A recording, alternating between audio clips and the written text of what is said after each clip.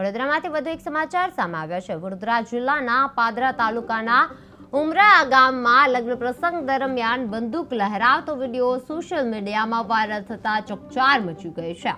Viral વિડીયોમાં સિંહ તો સિંહ જ કહેવાય ગીત પર બે યુવકો હાથમાં બંદૂક લઈને નાચતા જોવા મળે છે અને તેમજ હવામાં બંદૂક તાણી અને નિશાન સાધતા પણ નજરે પડે છે।